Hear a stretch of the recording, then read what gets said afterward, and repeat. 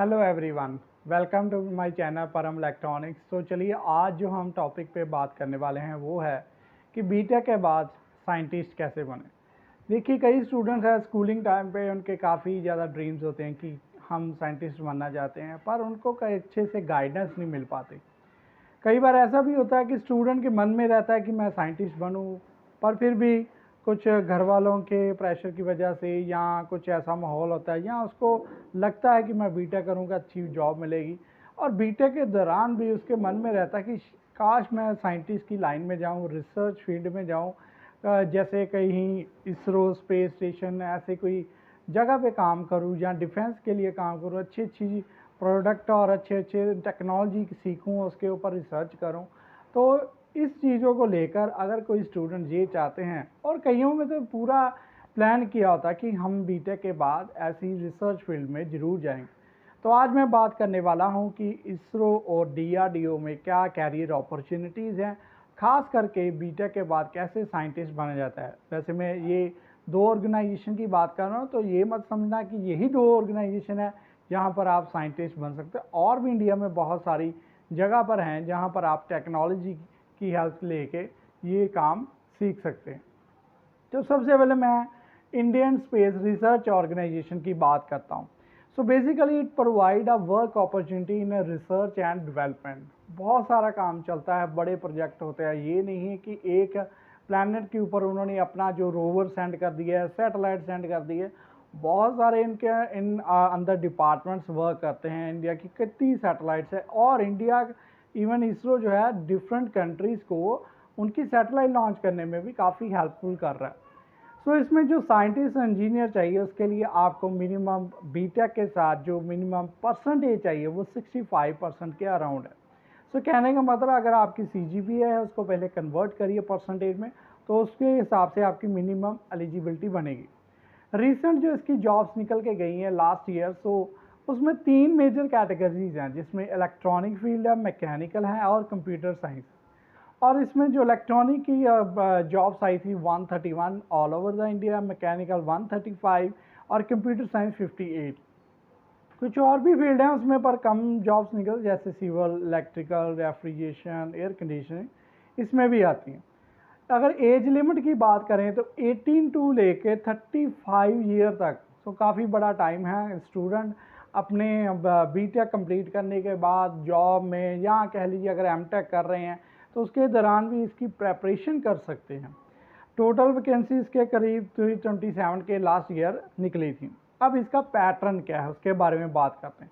Pattern की बात करें तो सबसे पहले जो इसका फॉर्म निकलेगा उसके बिहार पे आपकी सारी परसेंटेज, सारी क्वालिफिकेशन पूछी जाएगी, और जो आप फॉर्म फिल करोगे उसके बिहार पे सबसे पहले शॉर्ट लिस्टिंग होगी। जो उनकी मिनिमम रिक्वायरमेंट है उसके हिसाब से फिर आपको रिटन एग्ज़ाम के लिए बुलाया जाएगा। आपको एक एडमिट कार्ड जो आपकी ईमेल में सेंड कर दिया जाएगा, और फिर आपको डेट बता दी जाएगी। रिटन एग्ज़ाम के बाद, रिटन एग्ज़ाम की जो मेरिट बनेगी उसके बाद इंटरव्यूज़ होगी। तो इंटरव्यू जो होगी पूरी टेक्निकल होगी, तो उसके लिए भी आपको टेक्निकल वे में सारी तैयारी करनी पड़ेगी।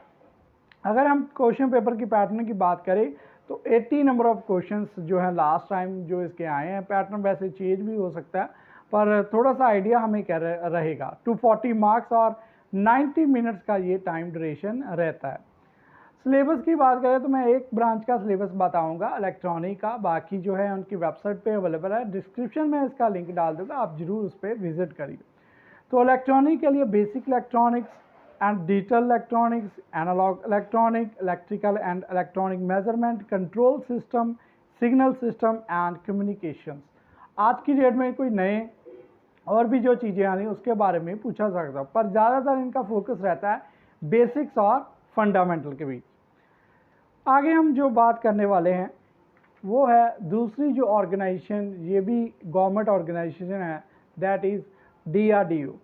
सो ये डिफेंस में रिसर्च एंड डेवलपमेंट का काम करते हैं।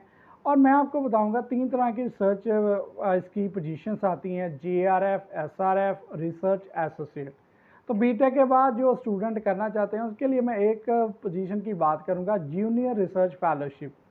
सो इनिशियली ये 2 साल का कंट्रैक्ट होगा आपका, ठीक है। और अगर बात करें, मैंने जो रिसर्च की इसके बारे में 2-3 ब्रांचेस का JRF ढूंढा, JRF कंप्यूटर साइंस की अगर बात करें तो उसमें minimum qualification BE BTech in CSE with the first division और साथ साथ वैलिड गेट स्कोर।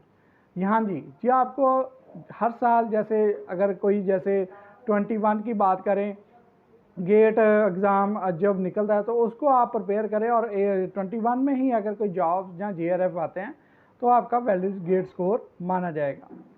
तो आपको गेट जो एग्ज़ाम है वो क्लियर करना पड़ेगा। इसके लिए मिनिमम क्वालिफिकेशन तो चाहिए ही चाहिए, पर डिज़ायरेबल क्या है? डिज़ायरेबल जैसे कंप्यूटर साइंस की बात करता हूँ, आपकी प्रोफिशिएंसी होनी चाहिए जावा में, PHP, RDBMS, .NET, Linux, networking. इसमें से कोई भी 2 टेक्नोलॉजी के ऊपर आप काम कर सकते हैं। अगर इलेक्ट्रॉनिक की बात करें तो उसमें मैटलैब, LabVIEW, ठीक है, और पाइथन जैसी लैंग्वेजेस की डिमांड रहेगी।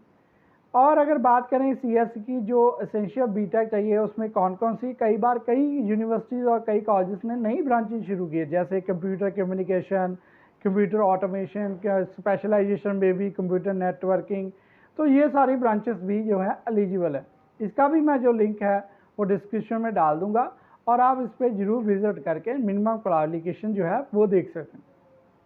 JRF में जो स्टाइपेंड आपको मिलेगा वो 31,000 पर मंथ का मिलेगा। साथ ही साथ आपको हाउस रेंट अलाउंस मिलेगा, मेडिकल फैसिलिटीज़ मिलेगी। तो कह लीजिए इसके साथ आपको एक अपॉर्चुनिटी मिलेगी। आप ड्यूरिंग द JRF कोई परस्यू करना चाहते हैं मास्टर, कोई परस्यू करना चाहते हैं मास्टर की या PhD करना चाहते हैं, कहीं और जगह से PhD भी साथ साथ कर सकते हैं। और अगर हम बात करें इसरो के जो साइंटिस्ट की मैंने बात की थी, तो वहाँ पर भी जो पे स्केल रहेगा तकरीबन 50,000 के करीब रहेगा। DRDO में जो JRF की एज लिमिट है वो 28 ईयर की है।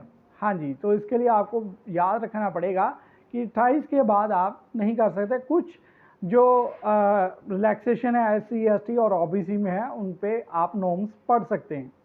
इसका एप्लीकेशन प्रोसीजर ऑनलाइन अप्लाई करें। सिलेक्शन प्रोसीजर जो है short listed for a personal interview. हाँ जी, इसका सीधा एग्ज़ाम नहीं होगा क्योंकि आप गेट क्वालिफाई कर चुके हो, तो इसकी वजह से आप शॉर्ट लिस्टेड हो फॉर दी पर्सनल सीधा इंटरव्यू के लिए। तो इंटरव्यू भी पूरी आपकी टेक्निकल होने वाली है। जैसे आजकल पैंडेमिक का दौर है, ऑनलाइन इंटरव्यू भी हो सकती है अगर ऑफलाइन नहीं अवेलेबल होगी। तो इसमें यह है कि आपको CGPA सबसे पहले कन्वर्ट करनी पड़ेगी परसेंटेज में।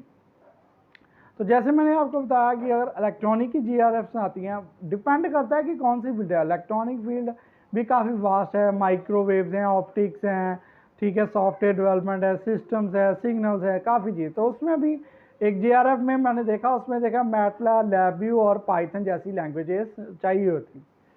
तो इस तरह से बेसिकली अगर आप सेकेंड ईयर में हो, थर्ड ईयर में हो, अगर आप चाहते हो कि रिसर्च एंड डेवलपमेंट में जाना, तो आपको अभी से तैयारी शुरू करनी पड़ेगी और जो जो रिक्वायरमेंट है वो पूरी करनी पड़ेगी।